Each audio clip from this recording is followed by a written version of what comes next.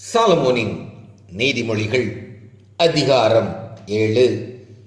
என் மகனே, நீ என் வார்த்தைகளை காத்து என் கட்டளைகளை உன்னிடத்தில் பத்திரப்படுத்து. என் கட்டளைகளையும் என் போதகத்தையும் உன் கண்மணியைப் போல் காத்துக்கொள். அப்பொழுது பிழைப்பாய். அவைகளை உன் விரல்களில் கட்டி அவைகளை உன் இருதய பலகையில் எழுதிக்கொள். இச்சக வார்த்தைகளை பேசும் அந்நிய பெண்ணாகிய பரஸ்திரிக்கு உன்னை விலக்கி காப்பதற்காக ஞானத்தை நோக்கி நீ என் சகோதரி என்றும், புத்தியை பார்த்து நீ என் இனத்தாள் என்றும் சொல்வாயாக. நான் என் வீட்டின் ஜன்னல் அருகே நின்று பலகண்ணி வழியாய் பார்த்தபோது பேதையர்களாகிய வாலிபருக்குள்ளே ஒரு புத்தியீன வாலிபனை கண்டு அவனை கவனித்தேன்.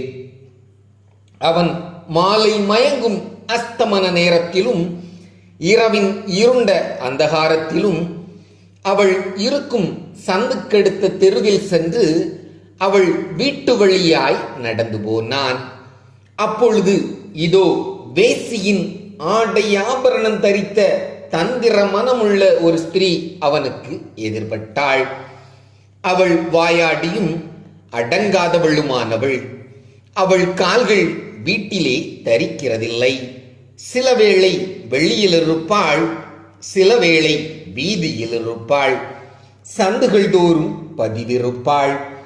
அவள் அவனை பிடித்து முத்தம் செய்து முகம் நாணாமல் அவனை பார்த்து, சமாதான பலிகள் என்மேல் சுமந்திருந்தது, இன்றைக்குத்தான் என் பொருத்தனைகளை நிறைவேற்றினேன். ஆதலால் நான் உன்னை சந்திக்க புறப்பட்டு உன் முகத்தை ஆவலோடு தேடினேன். இப்பொழுது உன்னை கண்டுபிடித்தேன். என் மஞ்சத்தை இரத்தின கம்பளங்களாலும் எகிப்து தேசத்து விசித்திரமான மெல்லிய வஸ்திரங்களாலும் சிங்காரித்தேன். என் படுக்கையை வெள்ளை போலத்தாலும் சந்தனத்தாலும் லவங்கப்பட்டையாலும் வாசனை கட்டினேன்.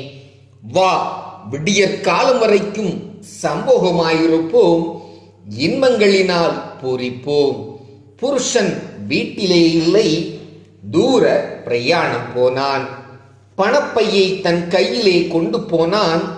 குறிக்கப்பட்ட நாளிலே வீட்டுக்கு வருவான் என்று சொல்லி தன் மிகுதியான இனிய சொற்களால் அவனை வசப்படுத்தி தன் உதடுகளின் மதுர வாக்கினால் அவனை இணங்க பண்ணினாள். உடனே அவன் அவள் பின்னே சென்றான். ஒரு மாடு அடிக்கப்படும்படி செல்வது போலும், ஒரு மூடன் விலங்கிடப்பட்டு தண்டனைக்கு போவது போலும், ஒரு குருவி தன் பிராணனை வாங்கும் கண்ணியை அறியாமல் அதில் விழ தீவிரிக்கிறது போலும் அவளுக்கு பின்னே போனான். அம்பு அவன் ஈரலை பிளந்தது. ஆதலால் பிள்ளைகளே, எனக்கு செவி கொடுங்கள், என் வாயின் வார்த்தைகளை கவனியுங்கள். உன் இருதயம் அவள் வழியிலே சாய வேண்டாம், அவள் பாதையிலே மயங்கி திரியாதே. அவள் அநேகரை காயப்படுத்தி விழப்பண்ணினாள், பலவான்கள் அநேகரை கொலை செய்தாள். அவள் வீடு பாதாளத்துக்கு போகும் வழி, அது மரண அறைகளுக்கு கொண்டு போய்விடும்.